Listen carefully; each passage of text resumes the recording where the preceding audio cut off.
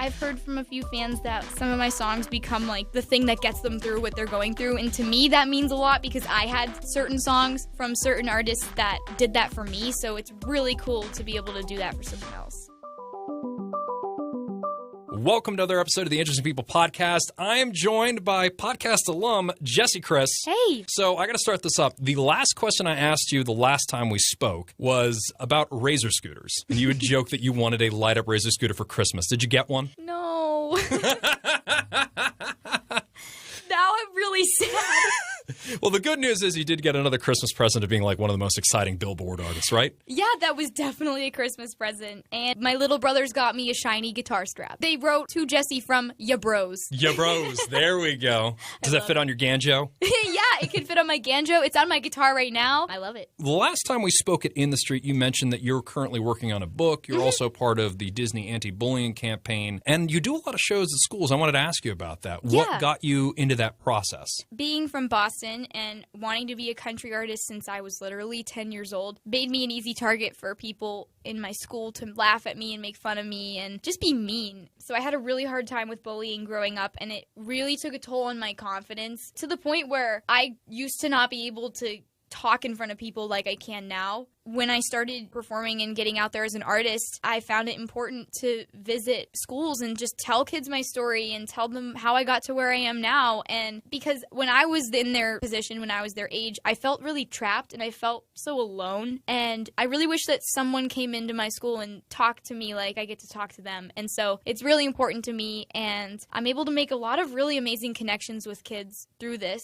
And then it led to me writing a children's book about it. Since we spoke, I've written an updated second version of it. Right now, I'm waiting for hopefully a publisher to pick it up and go from there. I can't wait to see what I'm going to look like as cartoon book character Jessie. Oh, so it's a children's book. That's Yeah, awesome. so So there's gonna be what's the target age of it? You know the book, Oh, the Places You'll Go by Dr. Seuss? That's a children's picture book, but a lot of 18-year-olds get it as a gift when they graduate from high school. I think it's kind of like a book that's just a life lesson where, yes, it's a children's book with pictures and you can read it to your kids before bed, but also the life lesson is something that all ages can relate to. You're curious of seeing a cartoon version yourself. Does it star a little Jessie Chris Yes. that then finds her, I don't want to spoil the plot line, but it's how you beat bullying or how you find the confidence to sing? Yeah, it's what I went through and how I got to where I am. What was the first time you performed then, if you had trouble being in front of crowds? What was that first moment when you stepped out there and realized that, oh, I can do this? So I had been performing since I was 5, and then I lost all my confidence and stopped performing for a while, and it became like my secret. Like, I didn't want anyone to know I played the guitar and sang, which is sad because growing up, I was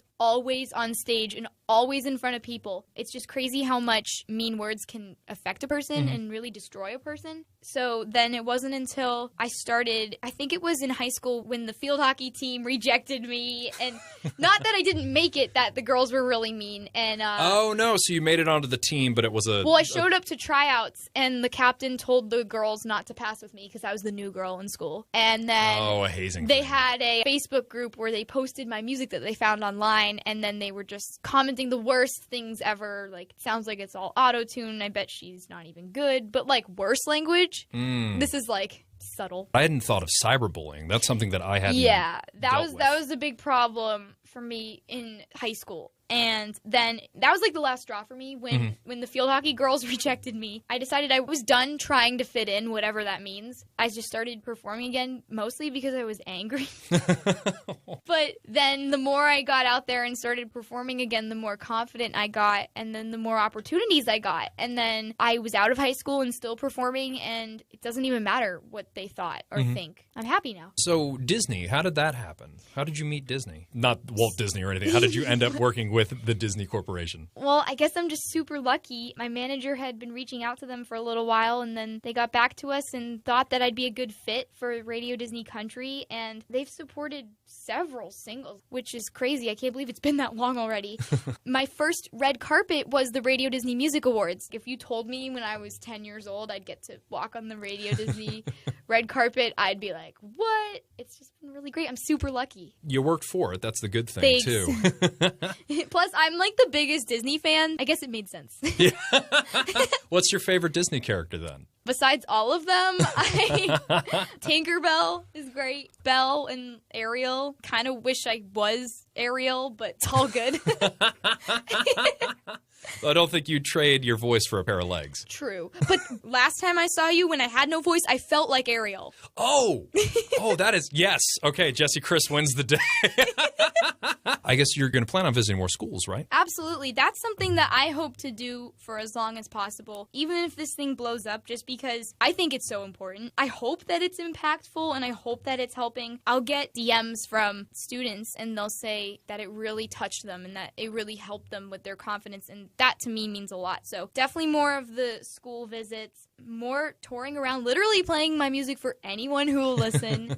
And as far as like long-term goals, I grew up doing all forms of entertainment, so I would love to like tap into the acting thing again. But this is like way down the road. Just want to do it all, yeah. Of the bullying thing, what's a basic piece of advice you'd give to someone who's dealing with bullying right now? My first advice would be that whatever the situation is that you're in, it's only temporary and it's not going to last forever. And it might seem like it's going to last forever. Like when I was in school, I was with these kids who were literally tormenting me all day long every day. And that was really hard to realize that there's more to life than that, because when you're in middle school, your whole life is school. Once I got out, I realized, first of all, how fast it goes by, and also it was only a chapter in my life. And second advice would be, instead of letting it tear you apart like I did for a little while, you should have it make you stronger. I think it really did prepare me for the music industry, because every time I get a new fan, I also get a new hater, and I don't care at all when someone says, I just don't like your music. I'm like, okay. Something I have to imagine as you gain in popularity, the dark edge of social media, so to right. speak. Twitter, Facebook. You just have to focus on the people who care about it, the people who get excited with you, and that's all that matters. What's one of the sweetest things you've heard from a fan? I've heard from a few fans that some of my songs become like the thing that gets them through what they're going through, and to me that means a lot, because I had certain songs from certain artists that did that for me, so it's really cool to be able to do that for someone else. What was one of those songs in particular? I really loved Bless the Broken Road by Rascal Flatts. I feel like that helped The wedding me. song. I know, but I related to it because my road was kind of messed up and broken. Yeah.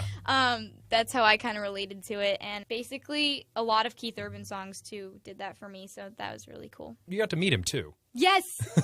Super cool. Highlight of my entire life. How Australian is he in person? You know, I was it was all a blur. Yeah. So I didn't even notice the accent that much. I was just like, the highlights, the face, the person. I was not expecting it, so. Oh, that's great. Well, that's all kinds of exciting. And I end every interview I give, exact same question. What has you excited about the future? Ooh. I feel like right now I'm just doing something that I really love, and I'm just excited that I get to continue doing that and continue being super happy doing something I love. And I think that's important. It seems like you really love your job, and I love my job. So when you love your job, it can really make a lifetime that much more enjoyable. It's getting to live that 7-day life. You're not waiting for Friday. You right, love every single day. Exactly. Awesome. Well, thank you so much for your time, Jessie. Thanks for having me.